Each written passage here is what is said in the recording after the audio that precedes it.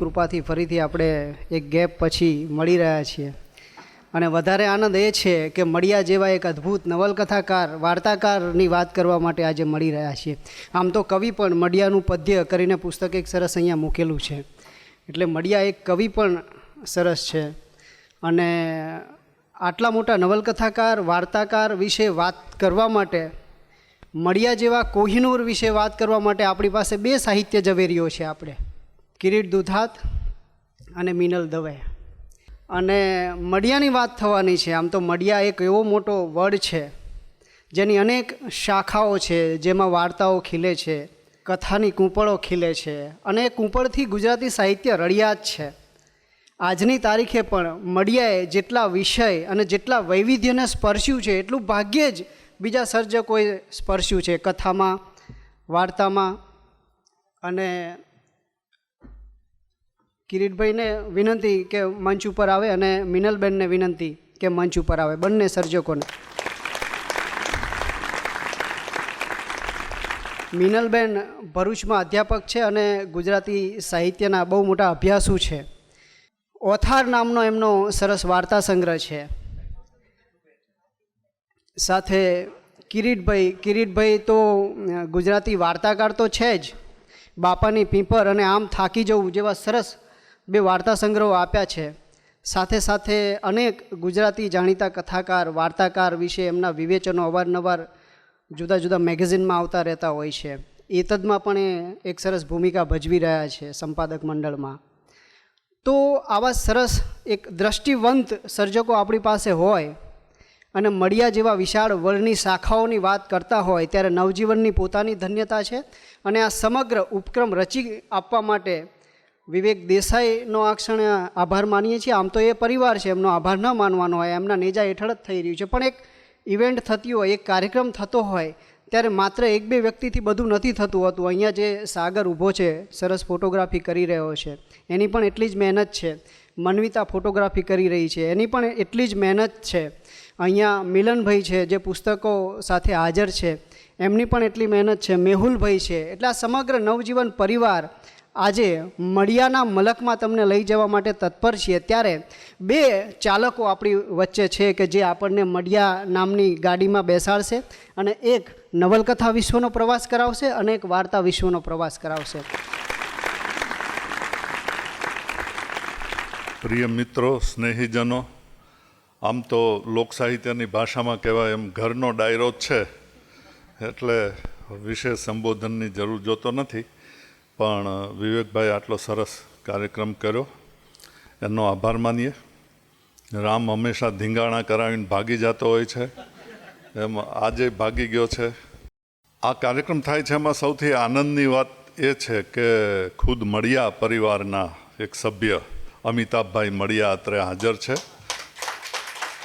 અને એમની નવલકથા વિશે હું બોલવાનો છું એ બધી એમણે મને ઉપલબ્ધ કરાવી આપી છે. કારણ કે વાચક અને લેખક વચ્ચે પ્રકાશકનું એક બહુ મોટું એક ફેક્ટર રહેતું હોય છે. ઘણીવાર પુસ્તકો ન પહોંચે લોકો સુધી, એમાંય પ્રકાશકનો ફાળો હોય છે. કારણ કે વેળાની છાંયડી જેવી નવલકથા તમે જુઓ તો દર વર્ષે રિપ્રિન્ટ થાય, એને બદલે એની છેલ્લી આવૃત્તિ અથવા લેટેસ્ટ 1989ની છે. એ રીતે બીજી ઘણી સરસ એમની નવલકથાઓ છે. પહેલાં ચુનીલાલ મળ્યા વિશે હું પ્રાથમિક પરિચય આપી દઉં.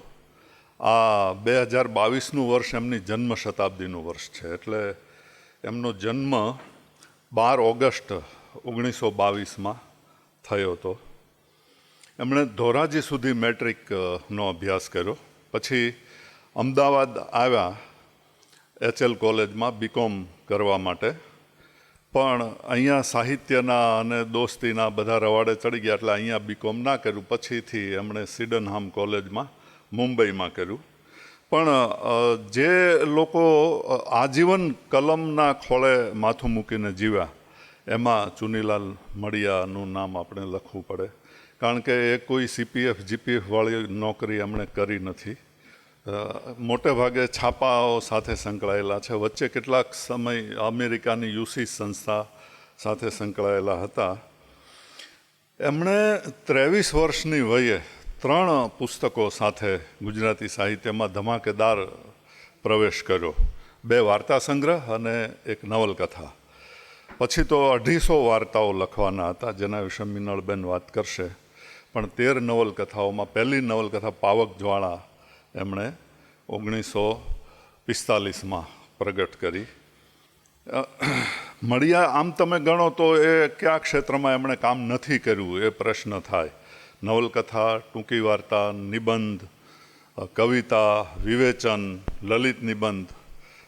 નવલકથામાં ગણીએ તો પ્રાદેશિક નવલકથા એટલે ગામડાની, શહેરની નવલકથા, હાસ્ય નવલકથા, 3 તો એણે લગભગ 3 ભાગની નવલકથાઓ લખી છે. આ લીલુડી ધરતી ગણીએ કે એ રીતે. એટલે અને એમનું એક અગત્યનું પાછું સંપાદક તરીકેનું હતું. રુચિ નામનું મેગેઝિન એ જીવ્યા ત્યાં સુધી એમણે કાઢ્યું. એના તરફ આપણું બહુ ધ્યાન નથી ગયું, કારણ કે આપણે જાણીએ છીએ કે ઉમાશંકરને એ તો આમ સાઢુભાઈ પણ થતા હતા અને અભિન્ન સ્નેહી હતા. એટલે મળ્યા કંઈ લખે અને ઉમાશંકર સંસ્કૃતિમાં ન છાપે એવું ન બને, પણ પોતાની રુચિનું એક સ્ટેટમેન્ટ એમણે એ મેગેઝિન દ્વારા કર્યું. એ આપણે થોડું ધ્યાને લેવું જોઈએ. અમિતાભભાઈ પાસે એમના બધા અંકો જળવાયેલા છે. એ વહેલી તકે ડિજિટાઇઝ થાય તો આપણને ખ્યાલ આવે, કારણ કે આપણે સંસ્કૃતિ કૃતિ બહુ કરીએ છીએ, પણ વચ્ચે રુચિનો પણ ઉલ્લેખ કરવા જેવો છે. એમને રણજીતરામ ચંદ્રક, નર્મદ સુવર્ણ ચંદ્રક એ એવા જુદા જુદા અને બીજા તો ખાસા ઇનામો મળ્યા હતા.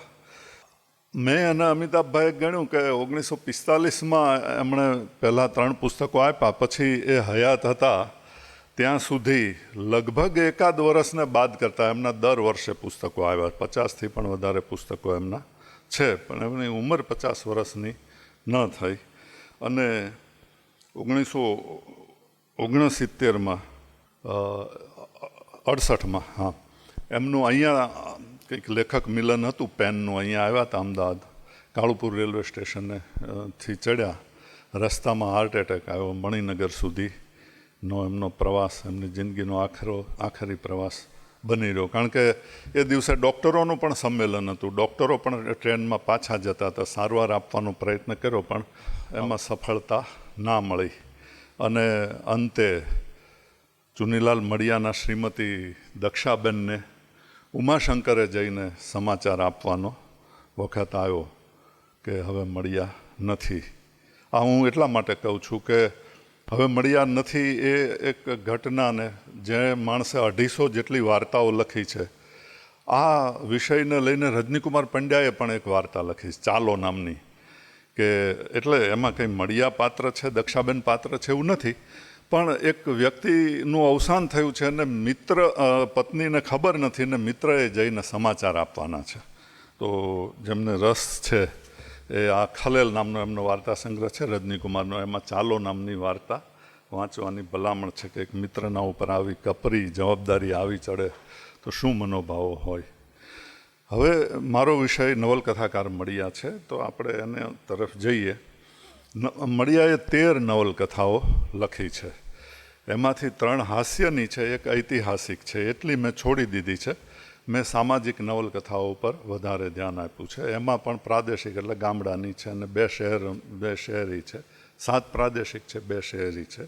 સૌથી પહેલાં મેં કહ્યું એમ પાવક જ્વાળા એમની નવલકથા 2 વાર્તા સંગ્રહની સાથે 1945માં પ્રસિદ્ધ થઈ.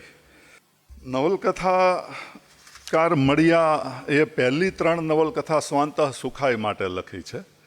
એટલે કે પોતાની ઈચ્છા થઈ એમ લખ્યું. પાવક જ્વાળા, ઈંધણ ઓછા પડ્યા અને વ્યાજનો વારસ. પછી એમણે દરેક નવલકથા છાપા માટે લખી છે.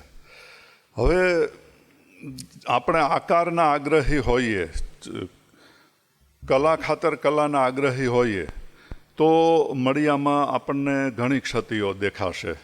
એક હપ્તામાં પાત્રનું નામ સુમનભાઈ હોય અને બીજામાં કેશવલાલ થઈ ગયું હોય, કે ક્યાંક આપણને લાગે કે સંવાદો વધારે લાંબા ખેંચ્યા છે, એ પ્રકારનું હોય. એમને સંસ્કૃત શબ્દો વાપરવાનો પણ ઘણો શોખ હતો. એ બધું હું ધારું તો 1 કલાક એમાં જ પસાર કરી શકું એમ છું.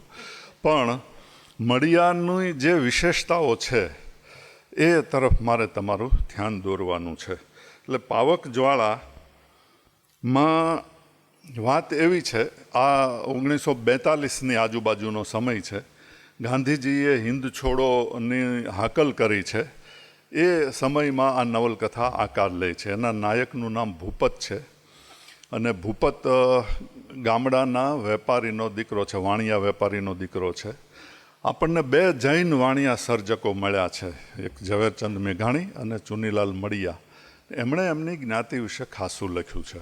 ખાસું એટલે પૈસા પ્રેમ વિશે. તો આ મડિયાની શરૂઆતની 3 નવલકથા, જેને આપણે કહીએ સંપત્તિ મીમાંસાની જ છે, પૈસાનું માણસના જિંદગીમાં શું મહત્ત્વ છે, એની આ 3 નવલકથાઓ છે. એ હું ખાસ તમને અંડરલાઇન કરીને કહેવા માગું છું. એટલે આ ભૂપત ગામડેથી શહેરમાં ભણવા જાય છે. પહેલાં રાજકોટ ભણવા જાય છે, પછી અમદાવાદ ભણવા જાય છે. એ દરમિયાન એના જે દાદા છે એણે એનું સગપણ કરી નાખ્યું. કબુ નામની બીજા જ આવા એક વેપારી છે, વછા પારેખ, એની દીકરી સાથે કરી નાખ્યું છે. અને પછી એ શહેરમાં ભણવા જાય છે, પહેલાં રાજકોટ અને પછી અમદાવાદ. ત્યાં એને બધા મિત્રો મળે છે. ત્યાં ગાંધીવાદની ચર્ચા થાય, માર્ક્સવાદની ચર્ચા થાય. એક કીર્તિ નામની એની સહાધ્યાયીની છે, એની સાથે પ્રેમમાં પડે. એટલે આમ પ્રણય ત્રિકોણ જેવું થાય. સગપણ થઈ ગયું છે, અહીંયા પ્રેમ છે, ભણવાનું છે. પણ એ સમયે જે નવલકથાઓ લખાતી, ખાસ કરીને 2 વિષયો ઉપર, એક તો પ્રણય ત્રિકોણવાળી લખાતી અને બીજું સામાજિક સુધારણા કરવા. એટલે ગ્રામલક્ષ્મી આપણને યાદ આવે કે ભાઈ ગામડાની સુધારણા કેવી રીતે કરવી જોઈએ. ને પણ મડિયાએ પહેલી નવલકથાથી પોતાની એક જે મૌલિક સર્જકની છાપ છે એ પહેલી નવલકથામાં જ બતાવી છે. અહીંયા ભૂપત જે છે એના મનમાં એક અપરાધ ભાવ છે કે મારું કુટુંબ અને મારી જ્ઞાતિ, એણે સમાજને ચૂસીને પૈસા ભેગા કર્યા છે. એટલે વણિક કોમની વાત છે. એણે સમાજને ચૂસીના પૈસા ભેગા કર્યા છે ને હવે હું એનો વારસદાર થવાનો છું, તો મારે આવી લોહિયાળ સંપત્તિ જોતી નથી. એટલે હું તમને વાત કરું, કાર્લ યુંગ નામના એક માનસશાસ્ત્રી છે, એણે કલેક્ટિવ અનકોન્શિયસની વાત કરી છે કે માણસના મનમાં અને માણસ આખી જ્ઞાતિના મનમાં કોઈને કોઈ ટેબુ જ પડેલા હોય છે, કોઈને કોઈ માન્યતા પડેલી હોય છે. રંગતરંગ નામનું મેગેઝિન આવતું પહેલાં, એમાં તો દર મહિને જ્ઞાતિ ઉપરની કહેવતોનો એક આખો વિભાગ આવતો. પટેલો ઉપર કહેવત આવે, સુથાર ઉપર કહેવત આવે. એમ હવે આપણે પેલું લાગણી દુભાવને કારણે એવું બધું કરતા નથી, પણ બાળ વાર્તાય નથી કરતા, કઢાવી દઈએ છીએ. એટલે આપણે આમ, હું પટેલ છું એટલે કહું કે આમ પટેલની ઘોડી પાદર સુધી, એવી સમાજમાં એક કહેવત છે. એટલે પટેલો જે ઉત્સાહથી શરૂ કરે ને પછી પાદર જઈને પાછા આવે, આ સમાજની માન્યતા છે. એમ વાણિયાઓ અંગેની માન્યતા એવી છે કે વેપાર ધંધામાં લોહી ચૂસીને એણે પૈસા ભેગા કર્યા હોય અને એને આ ભૂપતને આવી સંપત્તિ જોતી નથી. એને પ્રાયશ્ચિત કરવું છે, આખી જ્ઞાતિ વતી ને આખા કુટુંબ વતી. એટલે ઘણીવાર sins of father visited upon the children, એ પ્રકારની વાત હોય. એટલે એ આઝાદીની લડતમાં જોડાય છે. અને આ ગાંધીજી, કારણ કે એ સમયની એણે નવલકથાઓ લખી છે મડિયા સાહેબ, એટલે 2-3 વાર આવવાના. એટલે ગાંધીજીની હાકલ સાંભળીને જાણે લડતમાં જોડાયા હોય એવી રીતે આખી નવલકથામાં વાત છે. પણ વાત એ નથી. વાત આ છે કે આ પૈસા મારે જોતા નથી. એટલે જાહેર દેખાવ કરતી વખતે પોલીસ ચેતવણી આપે છે, છતાં ભૂપત, આપણો નાયક છે, માનતો નથી અને અંતે પોલીસની ગોળીમાં એનું અવસાન થાય છે. ત્યાં આ નવલકથા પૂરી થાય છે. એટલે આપણે એમ માનીએ કે ગાંધીજીની ચળવળમાં બધાએ આઝાદી મેળવવાના શુભ આશયથી જોડાયા હતા કેવા, પણ એમાં એ છે ને, આ ચળવળો અને લડાઈઓ છે ને, એ આખી ઇન્ડસ્ટ્રી હોય છે અને ઘણાને મને ધંધા પણ હોય છે અને ઘણાને મને પ્રાયશ્ચિત કરવાનું એક સાધન પણ હોય છે. તો ભૂપત પ્રાયશ્ચિત કરે છે. એટલે આ એક ભૂપતના માનસિક વિકાસની મડિયાએ વાત કરી છે. પાવક જ્વાળામાં પહેલી જ વાર આ જુદા પડ્યા આ રીતે. પછી આ નવલકથામાં મળિયાને થયું કે આપણે હજી આનો એક બીજો ભાગ લખીએ. એટલે 45માં પાવક જ્વાળા નવલકથા લખી, 46માં વ્યાજનો વારસ લખી. પણ વ્યાજનો વારસ અલગ છે, એની હમણાં વાત કરું છું. પણ એમને થયું કે આ પાવક જ્વાળા નવલકથા થોડી આગળ વધારવી જોઈએ. એટલે એમણે ઈંધણ ઓછા પડ્યા નામની બીજી નવલકથા લખી 6 વર્ષ પછી, 1951માં. એની પહેલાં વાત કરી લઈએ તો ભૂપતનું સગપણ જે છોકરી સાથે થયું હતું કબુ, એના કુટુંબના એટલે એના ફાધર છે એ એમ હવે નક્કી કરે કે આપણે ગામડામાં ધંધો નથી કરવો, આપણે મુંબઈ જઈએ. અને મુંબઈમાં આ 45ની સાલનો સમય હોય છે, વિશ્વયુદ્ધ ચાલતા હોય છે. આપણને ખબર છે 10મી પછી પેટ્રોલના ભાવ વધવાના છે. એમ એ સમયે પણ લોકોએ મજબૂરીનો લાભ લઈ અને સંગ્રહખોરી કરી અને ઘણા લોકો પૈસાદાર થયા હતા. આ કબૂના પિતાજી છે એ આ રીતે મુંબઈમાં જઈને પૈસાદાર થાય છે. હવે પાછી સંપત્તિની વાત આવી. હવે પૈસો જો અચાનક મળી જાય તો માણસની કેવી દશા થાય એની વાત ઈંધણ ઓછા પડ્યામાં છે. ઈંધણ ઓછા પડ્યામાં 4 એક સાથે કથા પ્રવાહ છે. એક મેં કહ્યું એ આ કે કબૂના પિતાજી શહેરમાં જાય છે અને પૈસાદાર થાય છે, પછી એ કુટુંબની શું દશા થાય છે. બીજું કે ભૂપતની જે સહેલી હતી કીર્તિ, એ લોકો ગામડે સમાચાર આપવા આવે છે. ત્યારે તો આ ફોન કે મોબાઈલનો બહુ પેલું નહોતું કે ભાઈ ભૂપત આ રીતે શહીદ થયો છે. એ અને નલિન નામનો એનો મિત્ર આવે છે. તો એને થયું કે હવે આપણે ગામડામાં સશસ્ત્ર ચળવળ કરીએ. એમ કરીને એ ત્યાં પરબડી ગામ છે ત્યાં રોકાઈ જાય છે. અને પુલ ઉડાડી દેવા અને ટપાલના ડબ્બા સળગાવી દેવા અને તિજોરીઓ લૂંટવીને એ પ્રકારની એક જે સશસ્ત્ર ચળવળ હતી એ આરંભે છે. ત્રીજી બાજુ રાજા રજવાડાઓનું ચિત્ર છે કે અડધો અડધ તો અંગ્રેજોનું રાજ હતું પણ પાછા રાજા રજવાડા પણ હતા. તો એ લોકોનું કેવી રીતે શોષણ કરતા હતા એની વાત પણ આમાં છે. પણ મૂળ વાત આ છે કે સંપત્તિ. હવે ગુણવંત શાહના એક નિબંધમાં આવે છે, એમણે ફિડલર ઓન ધ રૂફ નામની એક ફિલ્મનો ડાયલોગ ટાંક્યો છે. એમાં એક ખેડૂત હોય છે, એમ કહે છે કે હું પૈસાદાર થઈશ ને ત્યારે આપણા ઘરમાં 3 દાદરા ચણાવીશ. એટલે એની ઘરવાળી કહે છે કે 3 દાદરા શેના માટે? એટલે કે એક ઉપર ચડવા, બીજો નીચે ઉતરવા, કે ત્રીજો શેને માટે? કે ત્રીજો બસ આપણે પૈસાદાર છીએ એટલે આપણે ત્રીજો દાદરો રાખશું, ઉપયોગ હોય કે ના હોય. એમ આ ઝડપથી આ કબૂનું ફેમિલી પૈસાદાર થાય છે એટલે એ પોતે પહેલાં તો બદલાઈ જાય છે. પોતાનું નામ કસ્તુર કરે છે અને ફેશનની ટાપટીપને એવું કરવા મળે. પછી એની બા બદલાય છે, એ પોતાનું નામ બદલાવી નાખે છે.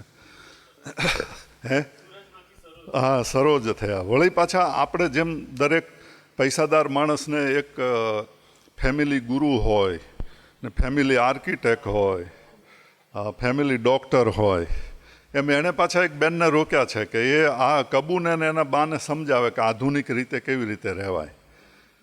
પણ આ બધું જે થાય છે ક્વિક મનીમાં, એમાં ફ્રાન્સમાં ફ્રેન્ચ ક્રાંતિ થઈ ને ત્યારે બધા વર્ગો નક્કી હતા કે ઉમરાઓનો વર્ગ આ, કુલીન માણસોનો વર્ગ આ. પણ ફ્રેન્ચ ક્રાંતિ થઈ પછી વર્ગો બધા બદલાઈ ગયા ને પૈસાના આધારે ત્યાં સમાજમાં કોણ ઊંચો અને કોણ નીચો એ નક્કી થવા માંડ્યું. એની બાલઝાકે કીધું તો 130 નવલકથા લખીશ, પણ એણે 91 તો લખી નાખી છે. એટલે લાંબી લેખણે એણે પૈસા, ફ્રેન્ચ સોસાયટી પૈસાને મહત્ત્વ આપતી થઈ પછી એની શું દશા થઈ એની વાત કરી છે. તો મળિયાએ આ 3 નવલકથામાં આ વાત કરી છે. કબુ હરીશ નામના એક ચલતા પુરજા જેવા વકીલના સંપર્કમાં આવે છે અને કુંવારી અવસ્થામાં ગર્ભવતી થાય છે. એની મા પણ વકીલ પ્રત્યે આકર્ષાય છે. પહેલાં શેઠ તો પહેલાં બેન હતા એટલે આખું ગડબડ ગોટાળા એ થાય છે. આ બાજુથી જે લોકો સશસ્ત્ર બળવો કરતા હોય છે એ લોકોનો બળવો નિષ્ફળ જાય છે ને એ બધા મરી જાય છે. રાજા રજવાડા એમની રીતે ખૂન ચૂસવાનું ચાલુ રાખે છે. પણ મળિયા એમ કહે છે કે હવે 1942-45માં ધનવાનોનો એક નવો વર્ગ આવી રહ્યો છે જે આ પ્રકારનો વછા પારેખને એ પ્રકારનો જે લીલું શેઠ પ્રકારનો હવે આવી રહ્યો છે અને એને કારણે ભારતની સમાજ વ્યવસ્થા બદલાવાની છે. તો મળિયાએ પહેલી નવલકથામાં ગાંધીજીની વાત કરી, બીજી નવલકથામાં સશસ્ત્ર બળવાની વાત કરી. દૂરબીન જે હતું એ પણ ઊંધું કર્યું અને એણે જોયું કે ભારતના સમાજમાં આ રીતનો બળવો હોય તો સફળ નીવડે કે નહીં, ને એમણે આ બળવો નિષ્ફળ નીવડે છે એવું બતાવ્યું છે. એટલે કે ઈંધણ ઓછા પડ્યા. જો સમગ્ર પ્રજાનો આમાં જેમ ગાંધીજીની લડતમાં સાથ હતો એમ આમાં પણ સાથ હોત તો ઈંધણથી અગ્નિ પેટાવત અને અંગ્રેજોને આપણે વિદાય આપી દેત. પણ આપણે અહિંસક માર્ગે લડવાનું હતું. પણ મળિયાએ ચકાસી લીધું ખરું કે તમે અહિંસાની વાત કરો છો તો હિંસાની વાતમાં પણ કેટલો દમ છે. તો એની વાત આ ઈંધણ ઓછા પડ્યામાં છે. પછી ત્રીજી નવલકથા જે છે, જે મળિયાએ સ્વાંતા સુખાઈ લખી હતી, અને એ મળિયાનું ગુજરાતી સાહિત્યમાં સ્થાન આ ત્રીજી નવલકથાને લીધે છે, વ્યાજનો વારસ. ગુજરાતી નવલકથાનો ઇતિહાસ લખવાનો હોય ને એમાં કહ્યું હોય કે મળિયાની એક જ નવલકથા વિશે આપણે વાત કરવાની છે તો આ વ્યાજનો વારસ આવે.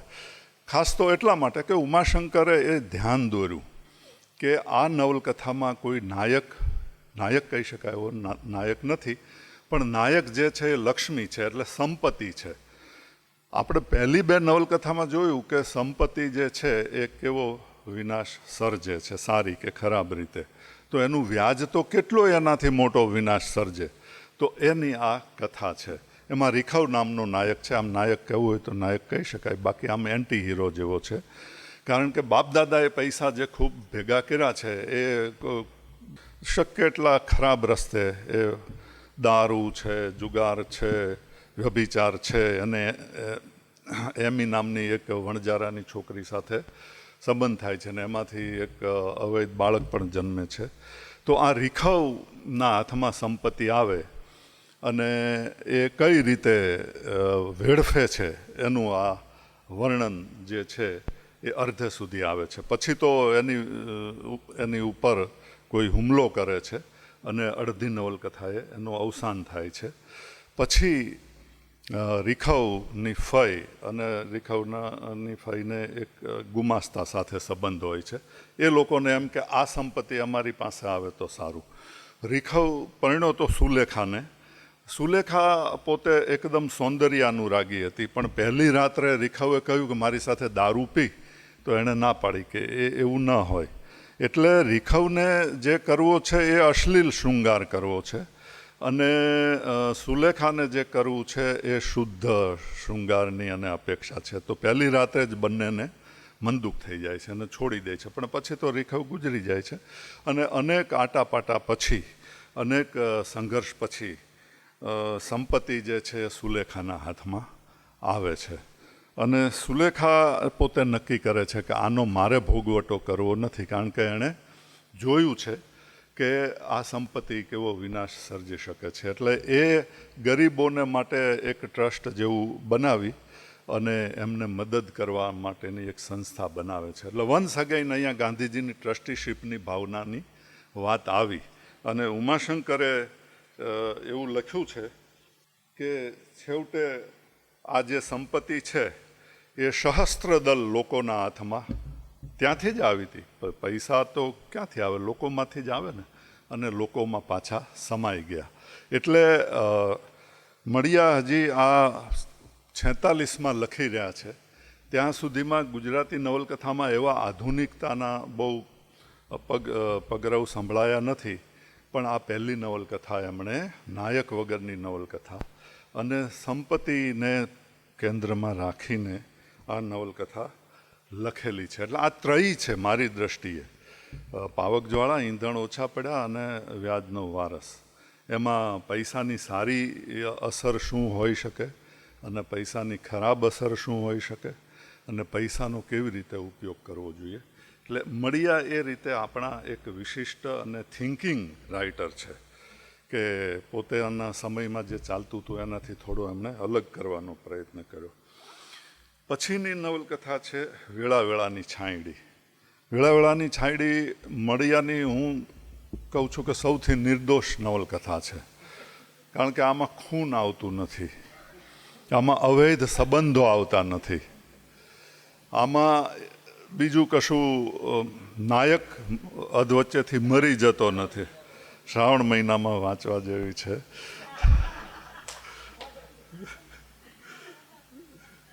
પણ મળિયા નવલકથાકાર મળિયાના બે ભાગ કરીએ તો આ પૂર્વ મળિયા છે. પછી ઉત્તર મળિયા આવવાના હતા, જેની ફિલોસોફી, જેનું દ્રષ્ટિબિંદુ છે એ બહુ ડાર્ક થવાનું હતું, ઘેરું થવાનું હતું. તો આ બે તબક્કા વચ્ચે વેળાવેળાની છાંયડી વચ્ચે ઊભેલી છે.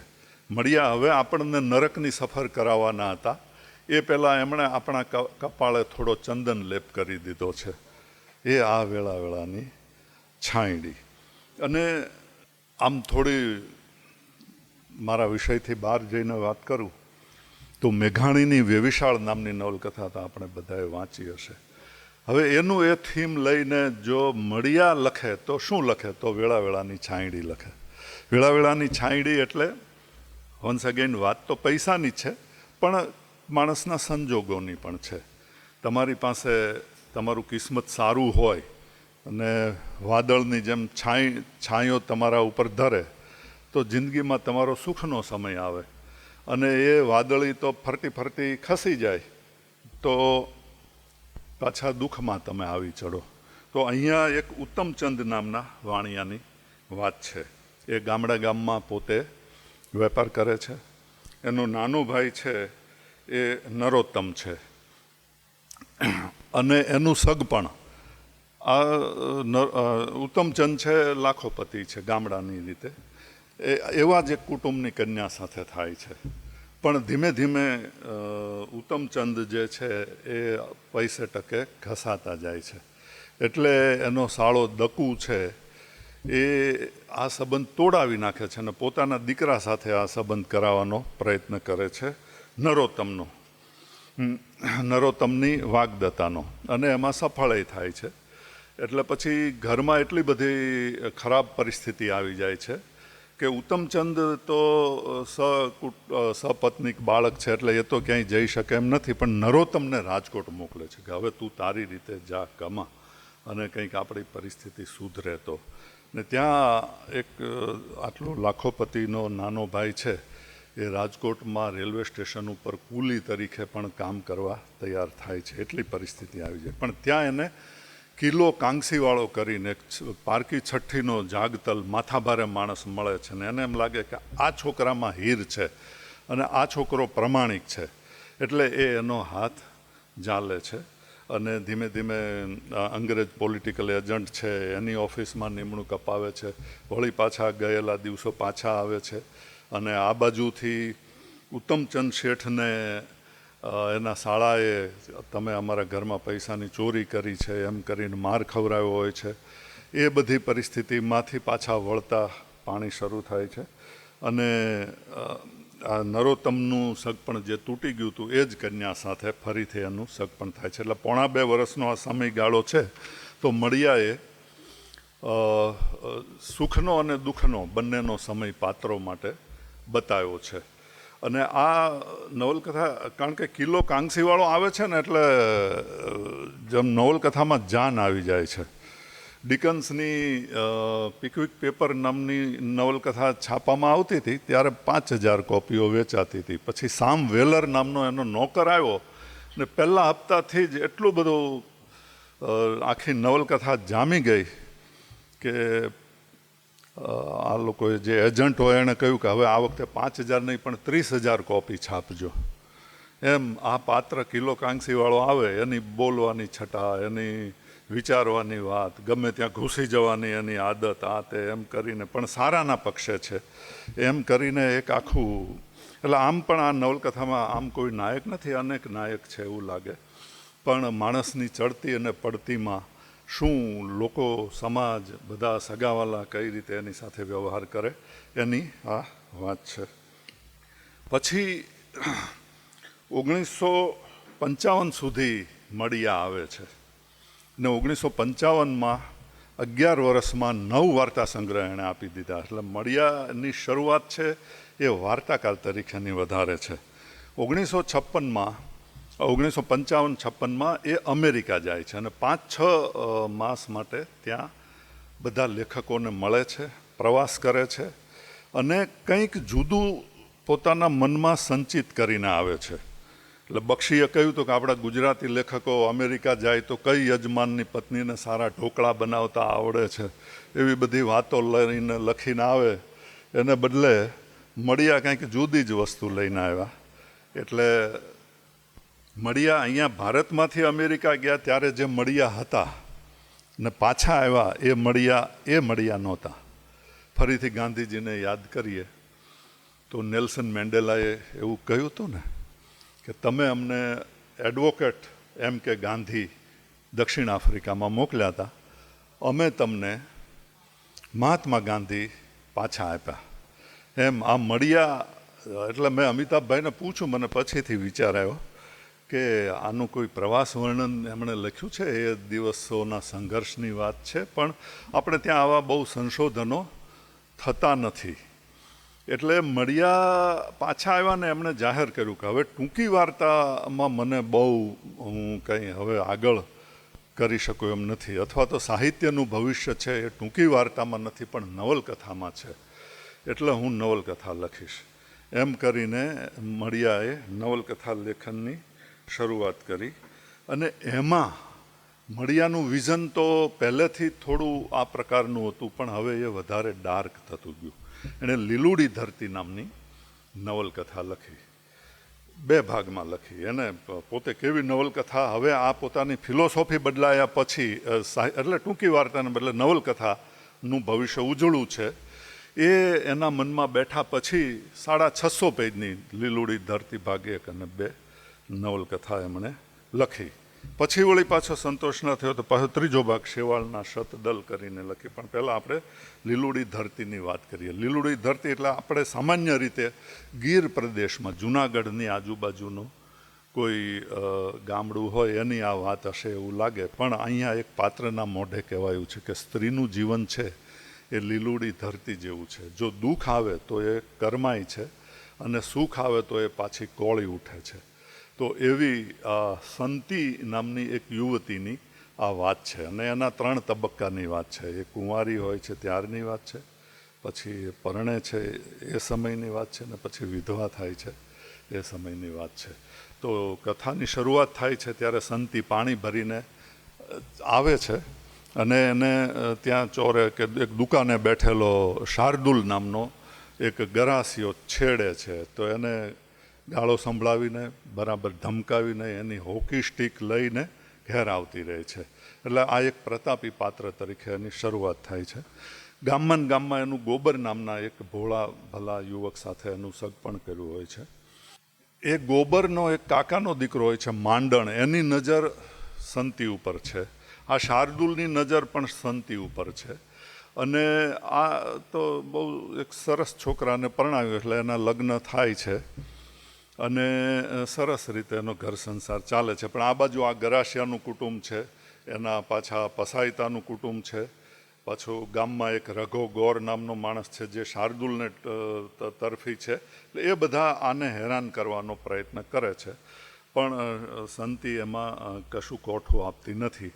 પણ લીલુડી ધરતી આમ સળંગ નવલકથા છે, પણ પહેલો ભાગ જ્યારે પૂરો થાય છે ત્યારે સંતીનો પતિ ગોબર ગામના કૂવા એટલે પોતાના વાડીના કૂવામાં પાણી માટે ટેટા ફોડવા ઉતર્યો હોય છે, પણ માંડણના કાવતરાને લીધે એ સમયસર બહાર આવી શકતો નથી અને એનું અવસાન થાય છે. એટલે સંતી વિધવા બને છે.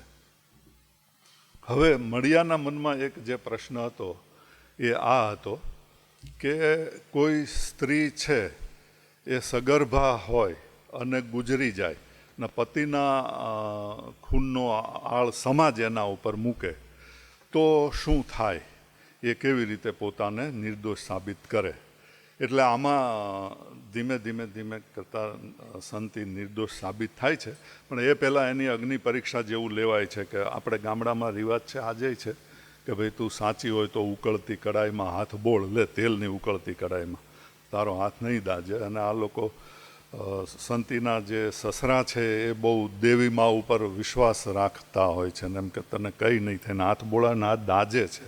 એટલે મળિયા પાછા અંધશ્રદ્ધાના તરફદાર નથી, એ એના પાત્રોને પૂરેપૂરી અગ્નિ પરીક્ષામાં પેલું કરે છે. પણ છેવટે સંતી નિર્દોષ સાબિત થાય છે અને એ રીતે આખી વાત ત્યાં પૂરી થાય છે. પણ આપણને એવું લાગે કે મળિયામાં કંઈક સળવળાટ શરૂ થયો છે. એટલે એમણે શેવાળના શતદલ લખી.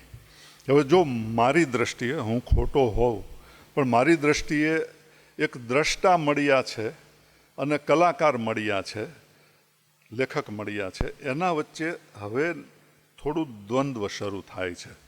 મળિયાની દ્રષ્ટિ ધીમે ધીમે ડાર્ક થવા માંડે છે અને લેખક મળિયા છે એ તરફ જવા માગતા નથી. એટલે પાત્રા લેખન એનું એ, ગામડું એનું એ, પતિ પત્ની પ્રેમી પ્રેમિકાઓ એના એ, પણ કશુંક ચેન્જ ધીમે ધીમે આવતો જાય છે. પણ મળિયા પહેલી વાર તો માન્યા નહીં, એટલે એણે શેવાળના શતદલ એવા શીર્ષકથી નવલકથા લખી. એટલે કાદવમાં કમળ, એટલે કે કાદવની અંદર પણ કમળ ખીલી શકે છે એવું મળિયાને આમાં સાબિત કરવું હતું. પણ આપણે આખી નવલકથા વાંચો તો તમને એમ થાય કે આમાં કાદવ જ કાદવ છે. કારણ કે સંતીનો જેઠ જે છે દેવશી, એ સાધુ થઈને ઘર છોડીને નીકળી ગયો હોય છે. લીલુડી ધરતીના બીજા ભાગના અંતે દેવશી પાછો આવે છે. હવે એનો છોકરો છે ભીમો, એ દરમિયાન એ જુવાન થાય છે, પણ કદ કાઠીમાં નીચો છે. જે કન્યા આવે છે કંકુ, એ હાડેતી છે અને એને કોઈ હીમેન કે સુપરમેનનો મનમાં ખ્યાલ છે, એટલે આ એને ગમતો નથી. એટલે ધીમે ધીમે શું થાય છે કે દેવશી છે એવો પાછો 5 હાથ પૂરો, તો ધીમે ધીમે સસરા અને પુત્ર વધુ વચ્ચે શારીરિક આકર્ષણ થાય છે અને શારીરિક સંબંધ પણ થાય છે. અને આ શારીરિક સંબંધ વાડીએ એકવાર બંને પુત્રવધુ અને સસરો કરતા હોય છે, ત્યારે સગો દીકરો, સગો પતિ આ જોઈ જાય છે ભીમો, અને કંકુ કે હવે તો આને મારી જ નાખવો પડે. એટલે બાપા ખુદ ઉઠીને દીકરાનું ગળું દબાવીને ખૂન કરે છે. આ એની મુખ્ય ઘટના છે. હવે આમાં શેવાળ છે કે શતદલ છે એ તમે જાતે નક્કી કરી શકો. પણ મેં કહ્યું એમ મળિયાની અંદર એક જિંદગી વિશેનો આખો જે એટીટ્યૂડ છે એ બદલાય છે.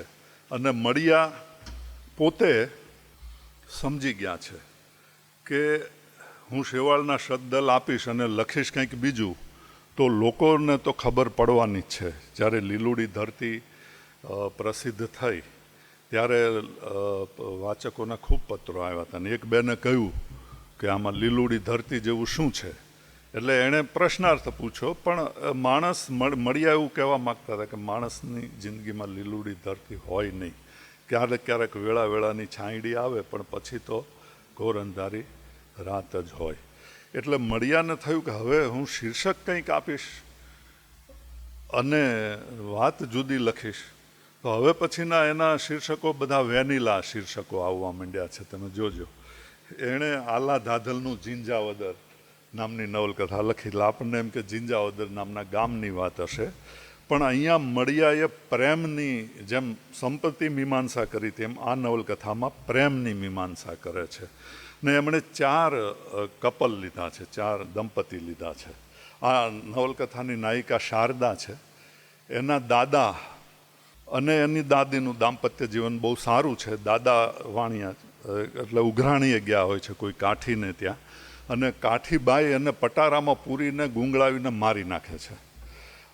આ જે દેહ છોડવાની ક્ષણ છે ત્યારે અનેક માઇલ દૂર બેઠેલા એમના પત્ની માથામાં તેલ નાખતા હોય છે, હાથમાંથી કછોડું પડી જાય છે અને કહે છે કે વહુ તમારા સસરાને કંઈક થયું, ને પછી કોમામાં જતા રહે છે અને 4 દિવસ પછી એમનું અવસાન થાય છે. એટલે આ એક સારી રીતે ગુજારેલી જિંદગીનું એક કરુણ દાંપત્યમાં આવેલું એક પરિણામ છે.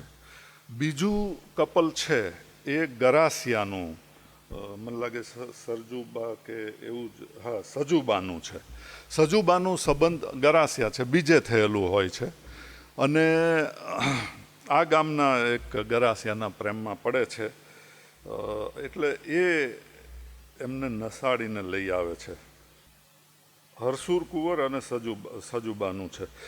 આને સવેલી ઉપાડી આવે છે. હવે સવેલી શબ્દ મારા માટે અજાણ્યો હતો અને નવલકથાકાર અનિલ ચાવડા માટે પણ અજાણ્યો હશે, રેન્ડિયરવાળા, કે પહેલાં આવા સંબંધો થતા હશે કે એક જગ્યાએ સગપણ થઈ ગયું, ત્યાં ગમ્યો નથી છોકરો, અથવા તો બીજો કોઈ આવીને એને અપૃથ્વીરાજ સંયુક્તા જેવું એનું અપહરણ કરીને લઈ જાય, એને સવેલી સ્ત્રી તરીકે અપહરણ કરીને લઈ આવ્યા એવું. એટલે આ સજુબા આ રીતે આવેલા છે, ગરાસિયા છે, ગૌરવવંતા છે અને બિલકુલ આમ દેવાંશી રૂપ હોય એવા પ્રકારનું છે. પણ જેનું સગપણ તોડાવીને આવ્યા છે એ લોકો ગામ ઉપર, કારણ કે એ ગરાસિયા એટલે એ હુમલો કરે છે અને એમાં લડાઈઓ થાય છે ને એને એમ થાય છે કે આમાં હવે આ લોકો મને સુખેથી નહીં જીવવા દે, એટલે સજુબા આપઘાત કરે છે. એટલે આ બીજું કપલ કે તમે કોઈ પણને પ્રેમ કરતા હો, કોઈનો પ્રેમ સગપણ તોડીને આવ્યા હો અને એટલો પ્રેમ કરતા હો તો પણ તમારા માટે ભવિષ્ય મળ્યા બહુ સારું જોતા નથી.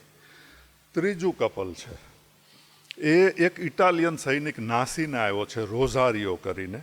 એ કંઈક વિશ્વયુદ્ધમાં લડતો હશે, એને ઈજા થયેલી, એને રામી નામની આ ગામડાની નર્સ એની સેવા શુશ્રૂષા કરે છે અને એ બંને પ્રેમમાં પડી જાય છે. એટલે એક ઇટાલિયન, એક આપણી ગામડાની બાવાની છોકરી, અને એ બંનેનું લગ્ન થાય છે. બંને આ ગામમાં આવીને રહે છે. એક ઇગ્નેઝ કરીને એક દીકરો પણ થાય છે. પણ રામી થોડા વર્ષો પછી મરી જાય છે.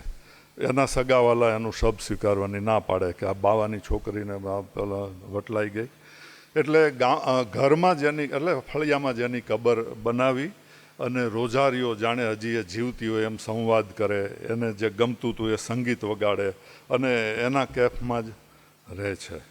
છોકરો જે ઇગ્નેસ છે એને વિદેશ ભણવા મોકલ્યો છે અને એ ઢીંગલે પોતે રમતો હતો ત્યારથી આ જે નાયિકા છે શારદા એના મનમાં વસી ગયેલો. 5 વર્ષનો થાય છે એટલે આમે નવલકથામાં એ 1 મિનિટ માટે પણ આવતો નથી, ગેરહાજર પાત્ર છે, પણ નાયિકાનો પ્રેમી છે એટલે તમારે નાયક કહેવું કહી શકો. એ 1 મિનિટ માટે પણ નવલકથામાં એક દ્રશ્ય માટે પણ આવતો નથી. એ તો વિદેશ ભણવા ગયો છે, પણ શારદા એના પ્રેમમાં એટલું બધું છે કે એની દરેક ક્ષણે એની હાજરી અનુભવે છે. એકવાર તો ઊંઘમાં એ ચાલતી નીકળી પડે છે આને ઇગ્નેસને શોધવા, એટલે સુધી એ એનામાં ઓતપ્રોત થઈ ગઈ હોય છે. પણ હતી તો વાણિયાની છોકરી, એટલે એના લગ્ન એકબીજા વાણિયાના છોકરા સાથે ઉમેદલાલ સાથે થાય છે. એટલે એમ કહે છે કે મારે આ વ્રત છે અને મારે તે વ્રત છે અને મારે તો આપણે સંઘ લઈને પાલીતાણા જવાની માનતા છે, ત્યાં સુધી આપણે સંસાર નહીં ભોગવીએ. છતાં એ સંઘ લઈને પાલીતાણા જાય છે અને સરસ રીતે આખી વાત પતે છે. પછી કે મારે સંન્યાસ લેવો છે અને એ સંન્યાસ લઈને સાધ્વી થઈ જાય છે અને પછી બધાને પ્રવચન પણ આપતા હોય છે. એ દરમિયાન ઇગ્નેજ ગામમાં પાછો આવે છે અને રોઝારીઓ એના બાપા સાથે, કારણ કે ઇગ્નેસ એવું માનતો હોય કે તમે રણભૂમિ છોડીને નાસીને આવ્યા, તમે કાયર છો, એમાં કંઈક વાત વધી જાય છે અને રોઝારીઓ છે એ પોતાના સગા દીકરા ઇગ્નેઝની હત્યા કરી નાખે છે. આ બીજું પુત્ર હત્યા આવી મળિયામાં. એટલે એ સમાચાર શારદા તો પછી એનું કંઈક બીજું નામ પેલું છે, એ પોતે ધાર્મિક પ્રવચન આપ્યું અને કોઈ આવીને કહે છે કે ઇગ્નેસ તો મરી ગયો ને આ રીતે મરી ગયો, તો એ ચાલુ પ્રવચને પાટ ઉપર ઢળી પડે છે અને ત્યાં એમનું અવસાન થાય છે. આ ચોથું કપલ જે સુખી ન થયું, મળ્યું પણ નહીં અને સુખી પણ ન થયું. એટલે દરેક પાત્રમાં મળિયા પોતાની પ્રેમની વ્યાખ્યા ઉત્ક્રાંત કરતા આવે છે. દાદા દાદી તો 4 વર્ષના અંતરે મળ્યા, શારદા તો એ જ ક્ષણે મરી ગઈ, ગરાસિયા તો પરણ્યા છતાં પોતે એકબીજાને પામી શક્યા નહીં અને આ જે ઇગ્નેશ હતો એ તો પરણ્યો છતાં પણ હા, એટલે મળિયાના સંસારમાં કોઈ પ્રેમી પાત્ર પણ પ્રેમને પામી શકે, પણ સુખી દાંપત્યને ઠેઠ સુધી મૃત્યુ સુધી ચાલે એવા પ્રેમને પામી શકતા નથી. એટલે એક મળિયાએ આ વાત, આ એક ફિલોસોફી મૂકી. પછી મળિયા એ જે નવલકથા લખી એ મારી દ્રષ્ટિએ બહુ સૌથી એકદમ ગૂંચવાડામાં મૂકી દે એવી નવલકથા છે. વન્સ અગેઇન એણે એનું નામ ફરીથી વેનીલા શીર્ષક આપ્યું, ઇન્દ્રધનુનો 8મો રંગ.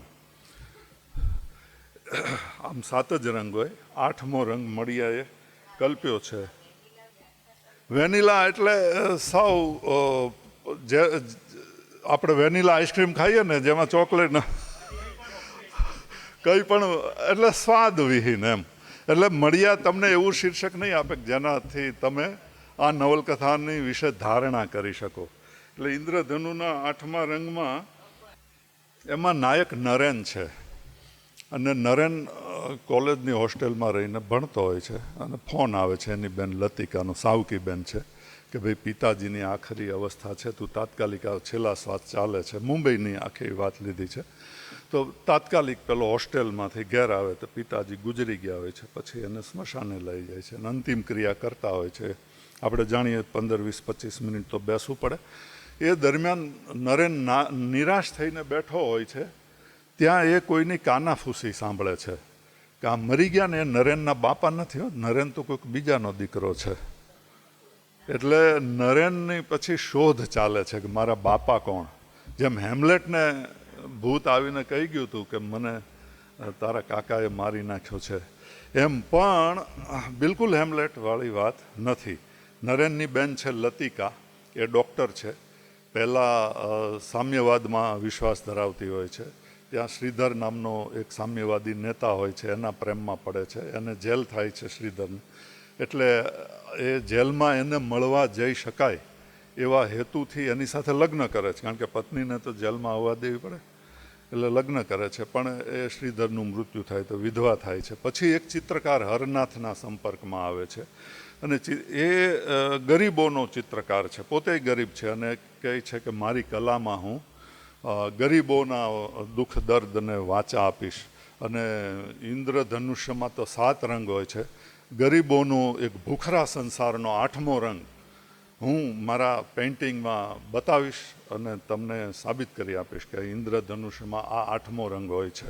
પણ મળિયાની અંદરનો કલાકાર શું કરે છે કે નરેન જ્યારે કોલેજમાં હોય છે ત્યારે એક કુંદા નામની છોકરીના પ્રેમમાં હોય છે.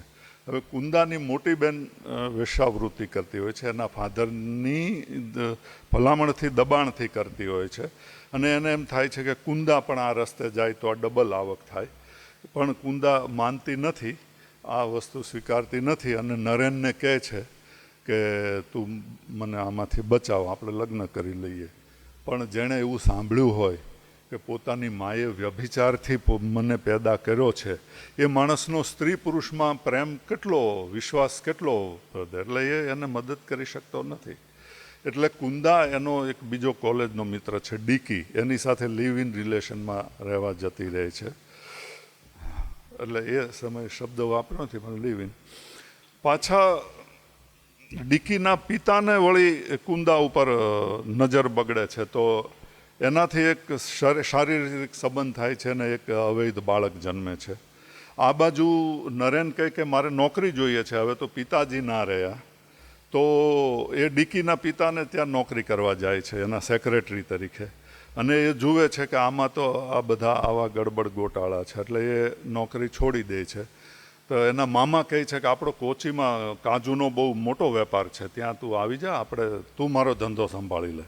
હવે એ ત્યાં જાય છે ત્યારે એને ખબર પડે કે મામા મામી તો બરાબર છે, પણ બીજી પણ એક મામી છે, ત્યાંની સ્થાનિક મામી છે, એટલે જેને આ કદી વતનમાં લાવ્યા જ નથી. અને એ મૂળ એ ત્યાં કોચીની છોકરી સાથે, સ્ત્રી સાથે વધારે સમય રહે છે. ક્યાંક પ્રવાસે જાય તો પણ એ સ્ત્રીને લઈ જાય. એમાં મામીના જે મનમાં છે અસંતોષનો જ્વાળામુખી ભડભડ બળે છે, અને એક રાત્રે એ નરેન સાથે શરીર સંબંધમાં આવે છે. પણ મળિયાએ બતાવ્યું એવું છે કે જાણે કોઈ ટ્રાન્સમાં હોય અને મામી એને ઈજન આપતા હોય એ રીતે, પણ શરીર સંબંધ તો થાય જ છે. પછી મામી જ એને ધમકી આપે છે કે હવે આ વાત બહાર પાડી દઈશ, તું કોચી છોડીને જતો રહે. એટલે એ કોચી છોડીને પાછો આવે છે. હવે પિતાની શોધ તો રહી જ, પણ આ લતિકા જેમ સાવકી બેન છે એમ વીજભૂખણ કરીને બી એક એનો સાવકો ભાઈ છે જે અર્ધ પાગલ હોય છે અને પરણાવી દીધો હોય છે. તો એના બે જ ધંધા છે, એક તો નિયમિત અંતરે પ્રજોત્પત્તિ કરવી અને પત્નીને મારવી. એટલે આ પ્રકારનું એક કુટુંબ છે. એ સિવાય રિકમ્મા નામની એક આંધળી ભિખારણ છે જેના ઉપર કોઈ બળાત્કાર કરી ગયું છે ને એ ગર્ભવતી રહી છે. એના ઉપરાંત એક ત્રીજી સ્ત્રી છે જે સારા ઘરની હતી અને સેક્સના અતિ લગાવને લીધે, વળગણને લીધે ધીમે ધીમે એ ફૂટપાથ ઉપર આવી ગઈ અને ત્યાં જ ભિખારી અવસ્થામાં મૃત્યુ પામી. અને પછી નરેનને પણ ખબર પડે છે કે પોતે કોનું સંતાન છે, એટલે વીજભૂખણ પોતાના સગા મોટા ભાઈ, સાવકા મોટા ભાઈનું, અને એની માતા એકવાર સંપર્કમાં આવ્યા હોય છે ને એમાંથી આ નરેન પેદા થયેલો હોય છે. અને એ ખબર નથી નરેનને, પણ આ અડધો ગાંડો માણસ છે એની સાથેની એકવાર વાદ વિવાદ ને ઝપાઝપી વધી જતા નરેન એના ઉપર હુમલો કરે છે ને પેલો મરી જાય છે. તેની માં કે તારા બાપાને મારી નાખ્યો એમ ત્યારે ખબર પડે. એટલે તમે જુઓ કેટલા સંબંધોના આમાં આટાપાટા ચાલ્યા કરે છે. એટલે મારી દ્રષ્ટિએ ઇન્દ્રધનુનો 8મો રંગ એ ગરીબોની વેદના નથી, પણ મળિયાના મનમાં અવૈધ સંબંધો. એકવાર પ્રેમની વ્યાખ્યા ચકાસી લીધા પછી સ્ત્રી પુરુષના કઈ જાતના સંબંધો હોઈ શકે એ મળિયાએ એમની જુદી જુદી નવલકથાઓમાં બતાવ્યું છે. યુ નેમ ઇટ એન્ડ મળિયા હેવ ઇટ, એ પ્રકારના અવૈધ સંબંધોની વાત છે. પછી છેલ્લી 9મી નવલકથા છે પ્રીત વછોયા. એ મને બહુ સમજાઈ નથી અને એમાં મળિયાનું કોઈ બહુ સર્જકત્વ હોય એવું લાગતું નથી, એટલે હું એના વિશે વાત કરતો નથી. આમ 8 કે 9 નવલકથા વિશે વાત થયા પછી હું 5 મિનિટમાં નવલકથાકાર મળિયાના જે અગત્યના લક્ષણો છે એની વાત કરી દઉં. તો પહેલું લક્ષણ આ કે સંપત્તિ મીમાંસા. આપણે એવું માનીએ કે આ હું કરું કે આ કોઈ નેતા કરે કે કોઈ વ્યક્તિ કરે, તો મળિયા કહે છે એ વસ્તુ ખોટી છે. માણસના દરેક સારા અને નરસા કામની પાછળ સંપત્તિ રહેલી હોય છે અને સંપત્તિ જાણે એક્ટ કરતી હોય, એ જાણે કોઈ ક્રિયા કરતી હોય, એ રીતે મળિયાની શરૂઆતની 3 નવલકથાઓ તો એ રીતની જ છે. અને આમાં એમણે મળિયાએ પોતાની જ્ઞાતિની બરાબર ખબર લઈ નાખી છે. મેઘાણીને પણ ખબર હતી કે આ મારી વણિક જ્ઞાતિ છે, એમાં કેટલાક પ્રોબ્લેમ છે, પણ એ એનું તટસ્થતાપૂર્વક વર્ણન કરવા સુધી રહ્યા. અને મળિયાએ તો થોડીક પોતાની જ્ઞાતિની આ સંપત્તિના બાને ખબર લઈ નાખી છે. એટલે ઉમાશંકરે બહુ યોગ્ય રીતે કહ્યું છે કે વ્યાજનો વારસની જો નાયિકા કે નાયક હોય તો એ કોઈ વ્યક્તિ નથી પણ સંપત્તિ છે. બીજી જે વિશેષતા છે મળિયાની, એ નાયક શૂન્ય નવલકથાઓ છે. પહેલી વહેલી નવલકથા જે છે પાવક જ્વાળા, એમાં નાયક વળી છેક સુધી જીવતો રહી જાય છે, છેવટે તો મરી જ જાય છે, પણ પછીથી મળિયા એ ગૌરવ બીજા એના કોઈ પાત્રને આપતા નથી. એટલે ઈંધણ ઓછા પડ્યા હોય કે વ્યાજનો વારસમાં તો રીખવ અડધેથી જ ગુજરી જાય છે. એટલે મળિયાની 9 સામાજિક નવલકથા છે, એમાંથી 5ના નાયકો અધવચ્ચેથી મરી જાય છે. લીલુડી ધરતીમાં સંતીનો પતિ ગોબર છે, એ અડધી નવલકથા એ મરી જાય છે. આ વેળાવેળાની છાંયડી મળિયાના પહેલાંમાંથી બચી ગઈ છે, એટલે એમાં સુખાંત છે. હા, આખી ના એટલું થ્રિલરની જેમ લખી છે કે હું માનું છું કે આપણે ગુજરાતી OTT શરૂ થયું છે તો હા ધ્યાન આપવું જોઈએ. આ અબુ મકરાણી ઉપરથી કેતન મહેતા જો આટલી અદ્ભુત ફિલ્મ બનાવી શકતા હોય તો વેળાવેળાની છાંયડીમાંથી તો બહુ સુપરહિટ આખી લીલુડી ધરતી, હા એના ઉપરથી બનેલી. આલાધાધરનું ઝીંઝાવદરમાં પણ ઇગ્નેશ નાયક નથી, પણ શારદાનો મનથી માનેલો પતિ છે તો એનું પણ મૃત્યુ થાય છે. એમ મળિયા એ કોઈ એટલે મળિયા માને છે કે માણસ જાતમાં કોઈ હીરો હોઈ શકે જ નહીં. બહુમાં બહુ તો એન્ટી હીરો અથવા નબળા હીરો હોઈ શકે, પણ કોઈ યુગ પ્રભાવક પાત્ર જો તમારે સર્જવું હોય તો પાછા મુનશીની જેમ પાછલા પગલે 1000 વર્ષ જવું પડે ને પછી તમને કાક ને એ બધા મળે. પણ આ મારા સમયમાં કોઈ મારી દ્રષ્ટિએ નાયક નથી એવું મળિયા કહે છે. ત્રીજું એમનું જે લક્ષણ છે એ ઘેરી જીવન દ્રષ્ટિ, ડાર્ક એમનું વિઝન પહેલેથી રહ્યું છે. એટલે મળિયાની નવલકથામાં પિતૃહત્યા છે, પુત્ર હત્યા છે, પ્રેમની ઝંખના કરતા બધા જે દંપતીઓ છે એમનું મૃત્યુ છે. પ્રીત વછો એમાં 3 દંપતી છે, એમાં 3નું કંઈ સારું થતું નથી. આલા ધાધલમાં 4 દંપતી છે, 4 દંપતીનું છેવટે કરુણ અંજામ આવે છે. એમ એટલે મળિયા એવું કહે છે કે આ પ્રેમમાં પડીને પણ માણસ તો અંતે નિરાશ જ થાય છે. 1968માં મળિયા જતા રહ્યા. બહુ ક્રુશિયલ પોઈન્ટ ઉપર એ આવીને ઊભા હતા. મને એમ છે કે જો જીવ્યા હોત તો એમણે હવેની નવલકથાઓ કેવી લખી હોત, કેવી ડાર્કેસ્ટ લખી હોત કે એમાંથી પાછા આવ્યા હોત. ટોલ્સ્ટોએ એક અન્ના કેરેનીના લખીને પછી પાછા આવી ગયા કે આમાં જવા જેવું નથી, હવે આપણે નીતિ કથાઓ જ લખો. આમ જીતેન્દ્ર દેસાઈ સાહેબે જેનો અનુવાદ કર્યો છે એ અન્ના કેરેનીના પછી લખાયેલી બધી નીતિ કથાઓ છે. તો મળિયા પાછા આવ્યા હોત કે આ નરકમાં આપણને આગળ ને આગળ લઈ ગયા હોત, એ એક પ્રશ્ન છે. અને હવે જાતિ સંબંધોની તો મેં તમને વાત કરી કે સસરા અને પુત્રવધુ વચ્ચે છે. મળિયા થોડા અચકાણા છે એટલે વળી અપરમાં અને પેલા સાવકા પુત્ર વચ્ચે છે, નહીં તો મને લાગે કે લખી જ નાખ્યું હોત. બાપ દીકરી વચ્ચે પણ છે. લીલુડી ધરતીમાં એક સુથાર છે, એમાં બાપ દીકરી વચ્ચે પણ છે. એ સાધુ મહાત્મા છે અને સંસારી સ્ત્રી વચ્ચે પણ છે. એટલે મેં કહ્યું કે યુ નહીં મીટ એન્ડ મળિયા હેવ ઇટ, એમ એટલી જાતના અવૈધ સંબંધો છે. અને મને એમ થાય છે કે મળિયા 1956ની આજુબાજુ વિદેશમાંથી શું જાણી આવ્યા અથવા ત્યાંથી નહીં જાણી આવ્યા તો અહીંયા એમના મનમાં શું થયું. તો મળિયાના મનમાં આ જે સ્ત્રી પુરુષના સંબંધો અંગેની જે કુંઠા પડેલી છે એ કોઈ સેક્સ સાયકોલોજિસ્ટે, સેક્સ એક્સપર્ટે આની વ્યવસ્થિત રીતે ચર્ચા કરવાની જરૂર છે. હું એટલા માટે કહું છું કે ઉમાશંકર લહેરથી મળિયાને મળિયા રાજા તો કહેતા, પણ એક બીજું પણ સંબોધન વાપરતા. મળિયાની જે કેર લેવાની પદ્ધતિ હતી, બધા દોસ્તોને માટે ઘસાઈ છૂટવાની જે આખી એમની વૃત્તિ હતી, એને કારણે મળિયા ધ મધર એવું ઉમાશંકર કહેતા. તો જેનામાં માતૃત્વના આટલા ગુણો વિકસિત થયેલા હોય એ માણસ વિશે આવું કેમ માને? પણ આ હકીકત છે અને મળિયાને આપણે ફરીથી આ દ્રષ્ટિએ જોવા જોઈએ એવું હું માનું છું. અને અત્યાર સુધી આપણે મળિયા એટલે ગામડિયા લેખક એવું જે એક ચોકઠામાં બેસાડી દીધા છે. મળિયાએ ગામડાની નવલકથા લખી હતી પણ ગામડિયા લેખક નહોતા અને એમની આ જીવન દ્રષ્ટિ એમના સમકાલીનો કરતાં પણ ઘણી આગળ હતી, વિશિષ્ટ હતી. એટલે એ રીતે મળિયાનો ફરીથી અભ્યાસ થવો જોઈએ અને એમને એક અદકેરું સ્થાન આપણે નવલકથાકાર તરીકે આપવું જોઈએ. તમારી સાથે વાત કરવાની ખૂબ મજા પડી. તમે બહુ રસથી સાંભળ્યું. હું આપનો આભારી છું.